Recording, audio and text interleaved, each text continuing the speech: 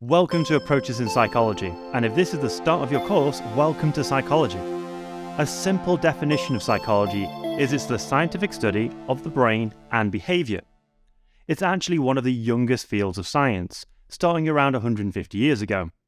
Of course, before then, people were interested in behaviour, but the theorising was limited to philosophers, and the brain was studied, but from the perspective of medicine.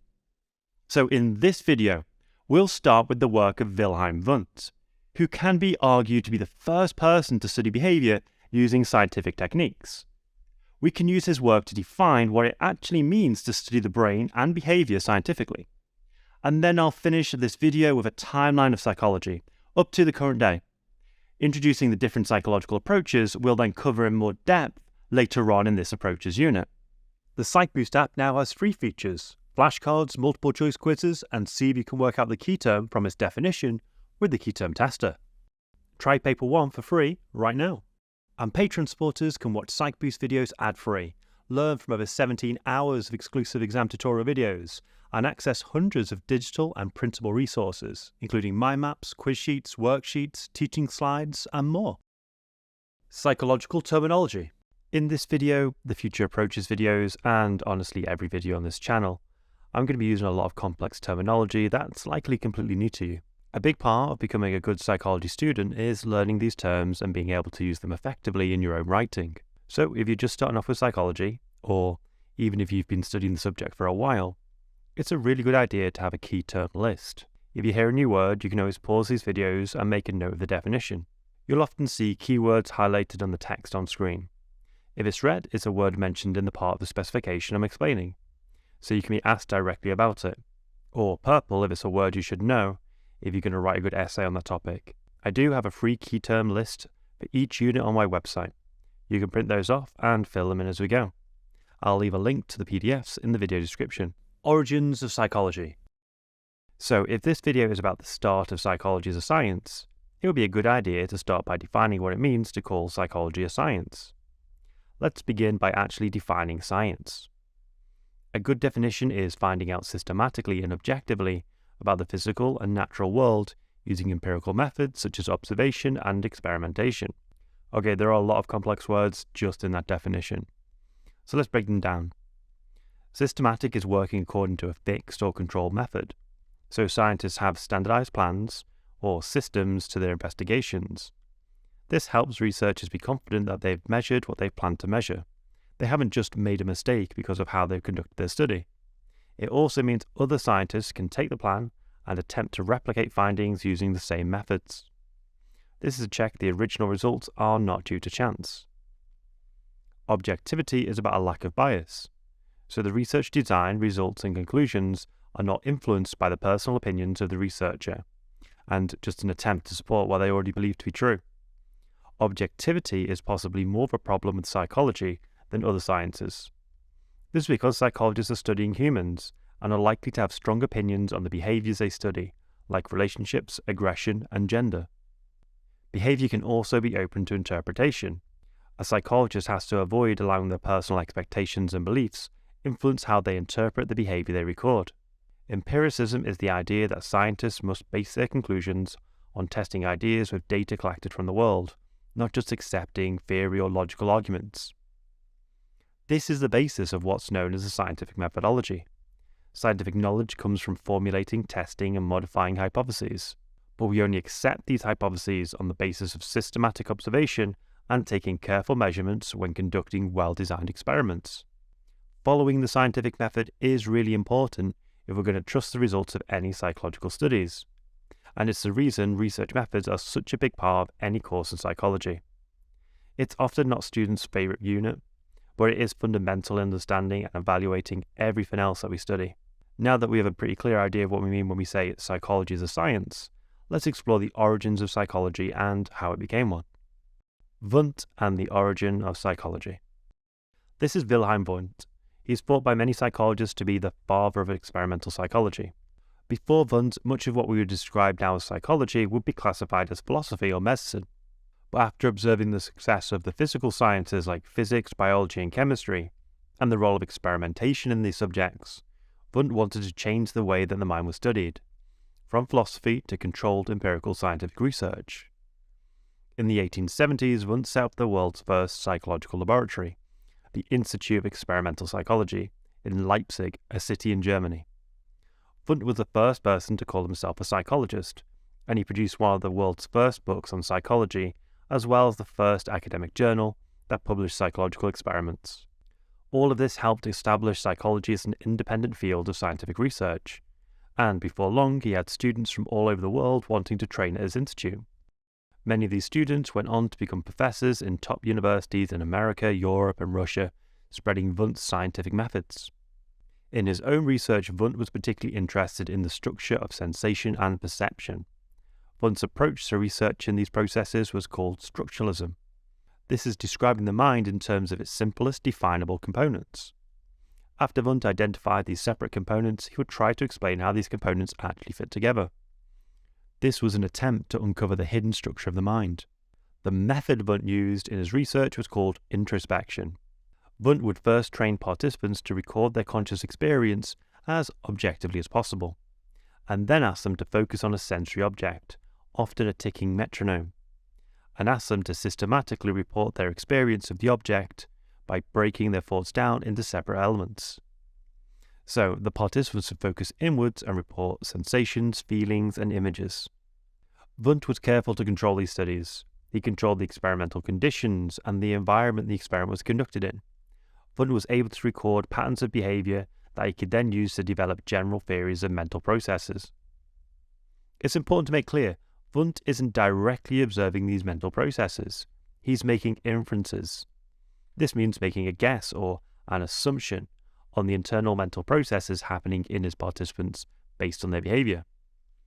With enough observations of people all behaving the same way in an experiment, researchers can make inferences on the processes that might be driving their behavior. But inferences are effectively educated guesses, so we could of course be wrong in our inferences. As an example, let's say I make what I think is a funny joke to my class, and they laugh. I observe their behavior and I assume based on my observation that they found what I've said amusing and enjoyed the joke. However, this is a guess, an inference. It could be, in fact it's pretty likely, that they didn't find it funny, and they only laughed because they felt sorry for me or because it would be too socially awkward not to laugh. Evaluating Wundt's work and influence on psychology. The main positive criticism of Wundt is, compared to what came before, his work is scientific. This is mainly due to the controlled nature of his experiments, large samples, and clear methods that were open to replication. This has inspired later scientific psychologists to also study the mind using controlled methods. However, compared to more modern psychological methods, Wundt's research is not classified as scientific because of the subjective nature of his introspective methods. Participants can't be trusted to accurately report on their own mental states. It's likely those self-reports are biased, mistaken, or attempting to give Wundt the results they thought he wanted, an issue called demand characteristics. However, due to the difficulty of studying unobservable mental processes like emotional states, introspection is still used in some research and is also used in many forms of therapy. Wundt's work is also not fully scientific because of his use of inferences. These inferences are assumptions and could be mistaken. This criticism led to later psychologists, the behaviorists, completely ignoring the study of internal mental states and focusing only on fully observable stimulus-response mechanisms.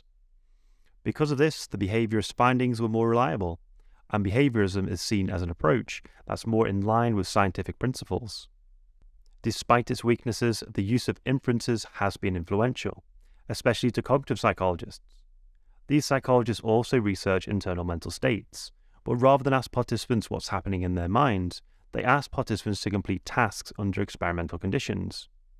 The participants' ability to complete these tasks are used to make inferences about the structure of mental processes like memory, attention, and perception. By taking a scientific approach to psychological research, Wundt was one of the first to argue that behaviors have a cause, so are determined, and these causes can be studied objectively. Historical explanations of mental disorders and criminality often had a religious perspective, using ideas like sin or demonic influence.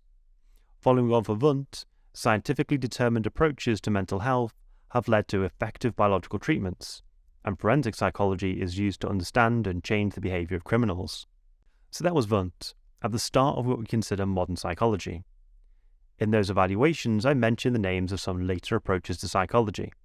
So before we move on to individual videos diving deep into each psychological approach, let me give you an overview of the development of psychology over the following 250 years by introducing each approach.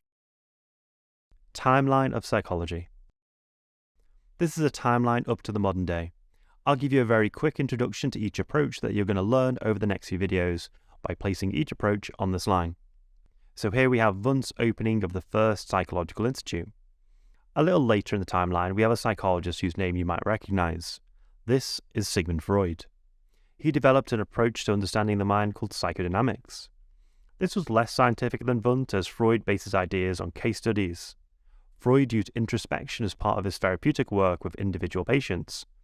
From this work, he developed the idea of an unconscious mind, arguing there are processes that direct our behaviour that we're totally unaware of.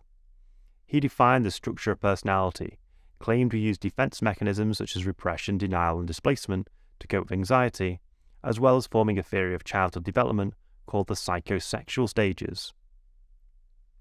We then have a group of psychologists called the behaviourists. This includes two researchers we need to know in detail, Pavlov and Skinner. These researchers rejected introspection and the idea that you could ever scientifically study internal mental processes, calling the mind a black box. They argued with the tools available to them, it was only scientific to study a creature's stimuli, what you do to it, and measure what the creature outputs, its behaviour. These researchers tended to use animals so they could use large samples and fully control their environments. The behaviourists are known as learning theorists, as they study how creatures learn from their environment. Another group of learning theorists, called social learning theorists, agreed with most of behaviorism, but argued that when applied to human learning, we cannot ignore the fact that we have internal mental processes, especially when you consider humans learn not just from their own direct experiences, but from watching other people. For example, if you perform a behaviour and get a reward for it, in order for me to imitate that behaviour, in my mind, I must have paid attention to your behaviour. I must have retained a memory of you doing that behaviour. I must feel confident I'm actually able to reproduce your behaviour. And I must actually feel motivated to reproduce your behaviour. If any of those internal mental processes are missing, I'm not going to imitate your behaviour. Also in the 1960s, another group of psychologists called the humanists emerged. And they very much disagreed with using science to explain human behaviour. They disagreed with the idea that the complexity of human experience could be reduced down to being caused by simple environmental or biological factors that are testable in the lab. They also disagreed with the scientific assumption that behaviour has a cause, so is determined by biological, environmental or unconscious forces. Instead, they argue humans have free will in deciding how to act. They also thought psychology is too focused on mental illness, and instead created a psychology that explains how to become the best version of yourself, what they called achieving self-actualization. In response to the computer revolution, an area of psychology developed called cognitive psychology. These psychologists viewed the mind and brain as similar to a computer. The computer has inputs, keyboard and mouse, and outputs, speaker and screen. The brain has inputs, our sensors, and outputs, our voice and body movement. The computer has hardware, the CPU, and software, the programs that run on the CPU. Cognitive psychologists say the CPU is just like the biological hardware of the brain, and information is processed in the brain like software runs on a CPU. Cognitive psychologists attempt to explain this mental software, and do this by creating theoretical models of mental processes like memory, and placing biological psychology last, but in reality it's first, because biological psychology has its roots in medicine.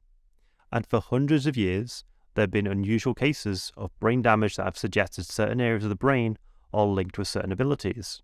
But it's only really been in the last few decades that we've developed tools like fMRI scanners that give psychologists the ability to study the active brain, and DNA sequences that have given genetic researchers the ability to scientifically study the inheritance of behaviour and mental health conditions. So, welcome to the Approaches unit. I hope you're looking forward to finding out more about the various ways psychologists study the brain and behaviour. I want to thank everyone over on Patreon for supporting the channel. Because of you, I've been able to teach part-time, meaning I can make PsychBoost on YouTube for everyone.